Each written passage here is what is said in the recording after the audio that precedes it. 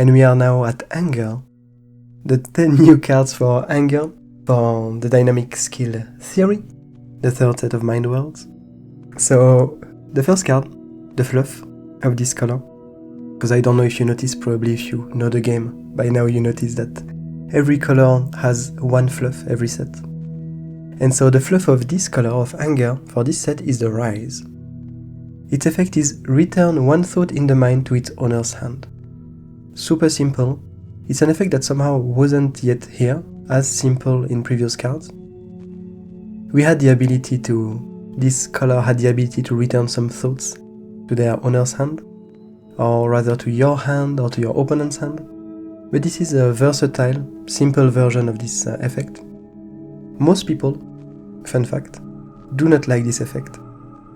Because returning a thought to the owner's hand kind of means that they can replay the thought and have again the effect that was on the card. Which, is kind of a give and take. Because by removing the card, they have less color, less of their colors in the mind. And in order to play it, they still have to use resources.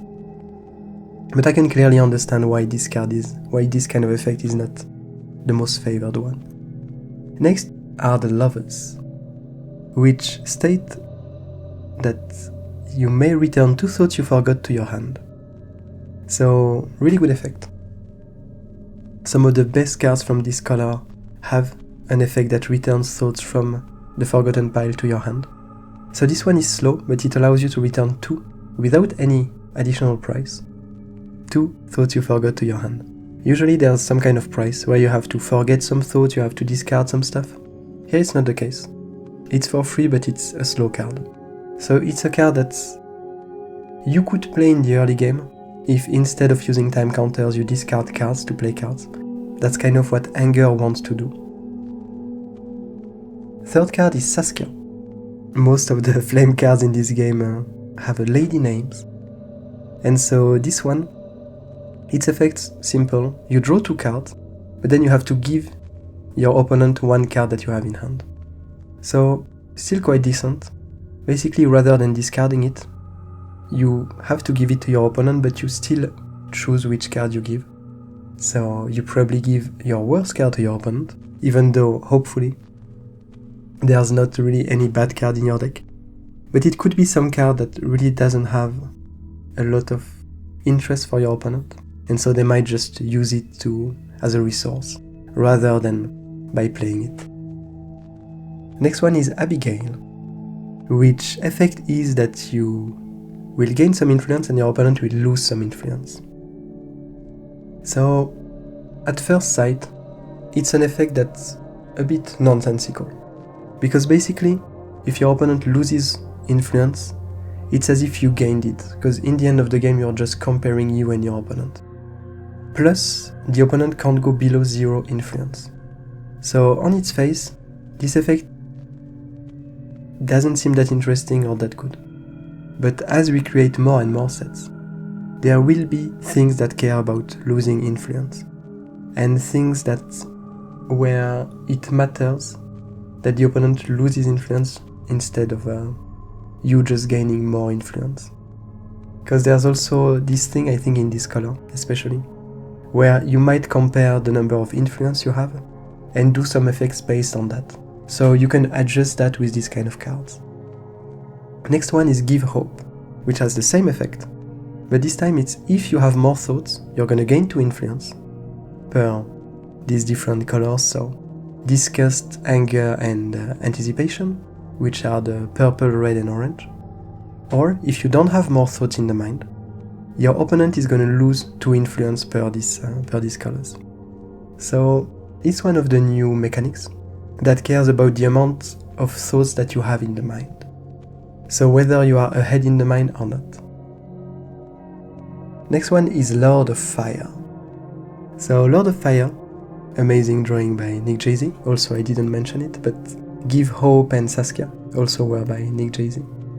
And so this one, Lord of Fire, it's the first merge effect for this color.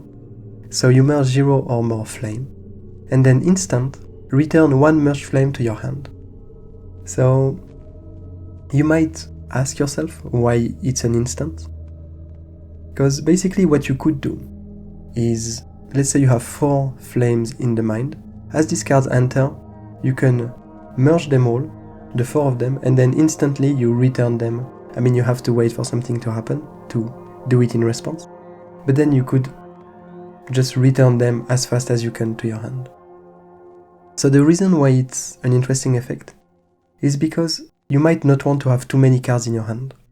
First of all, so this card kind of acts as a second hand, in a sense. So first, if you have more than 7 cards in your hand, you will have to discard cards at the end of your turn. So that's one of the downside. The other thing is that some effects might make you discard cards, or they might make you do stuff from your hand, they might steal cards from your hand. And so that's why it might be interesting for you to keep these flames underneath Lord of Fire as long as you can. And once Lord of Fire risks being forgotten, you might then return them back to your hand, or return them one by one when you need to play them. So it's a pretty versatile card. The effect is not that powerful, because you can only return flames and you lose them from the mind, so there's this usual downside of merging. So that's why it still gains some influence, because the effect is not crazy, the card is slow, but it's pretty versatile. Next one is Out of Reach, a super cute caterpillar drawn by Yellow Penguin 999, and its effect is one of the new mechanics, which is that if you have more influence, you will return 2 thoughts you forgot to your hand. Otherwise, if the opponent has more influence, they are going to lose influence per the number of these 3 colors in the mind. So Disgust, Anger, Anticipation, so purple, red, orange. They will lose 3 influence per every of these in the mind. So it's a lot of influence that they would lose. And so basically it allows you to catch back in your opponent. The first effect, so if you already have more influence, you can return 2 things that you forgot to your hand. So you're already good, but you have even more option for the future. And otherwise, you probably catch back to your opponent by making them lose a lot of influence. So it's not a crazy effect. It's a pretty, once again, versatile one. It's a pretty useful one. And next we have the Princeling. So the Princeling is the other merge card of this color, for this set. So merge 0 or more flames, and then instant, replace 1 chill thought with 1 merge flame. So this might be a bit more, I'm not sure if it's more powerful than the other merge that we saw, but it's definitely has the potential to be more disruptive for the opponent. So what this means is that whenever you want, after you merge your flames, you can put one of your merge flame on top of another card. So the other card gets forgotten. So you can remove some cards from your opponent, force them to forget it.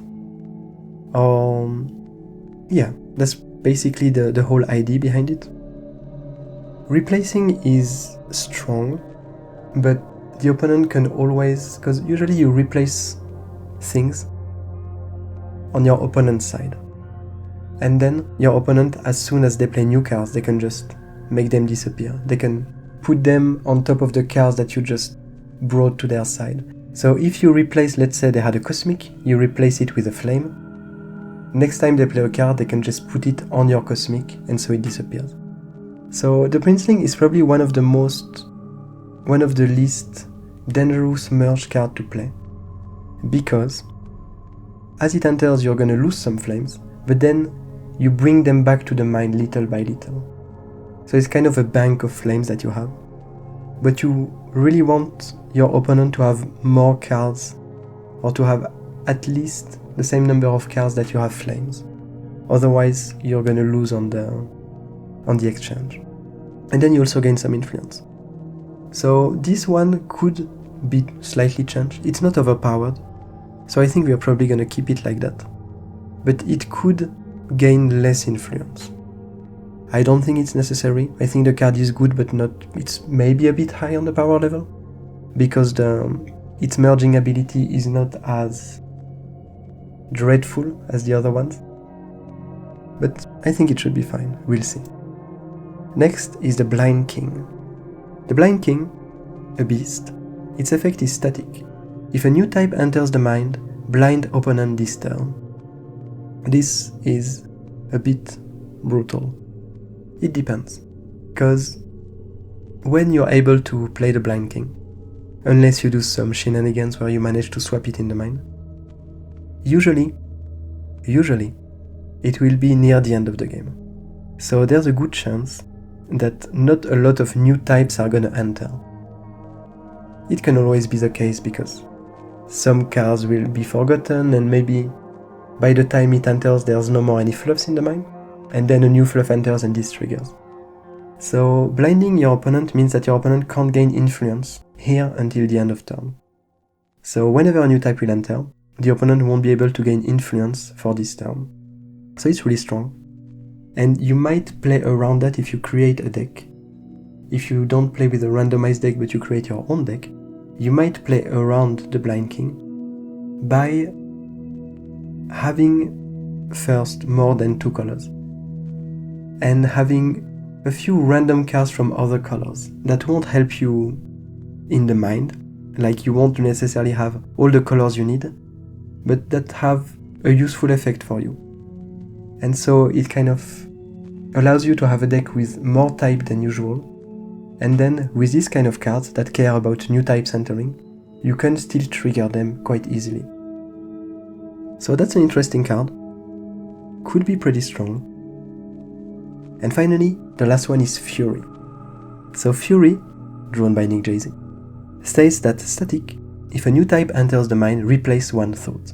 So similarly to the Blind King would blind the opponent if a new type enters. Here Fury would replace 1 thought if a new type enters. But Fury kind of feeds itself, meaning that by replacing thoughts, you can make it so there are less types in the mind. So the first time it triggers, you might manage to remove one of the last cards that had a specific type. Maybe you remove the last fluff from the mind, and the next time a fluff enters up, it's gonna trigger again. Then maybe you're gonna remove the last wizard of the mind, and the next time a wizard enters up, it's gonna trigger again. So it kind of, on one hand, initially it seems less powerful than the Blind King, but it really feeds itself. So I feel like it's a pretty nice card.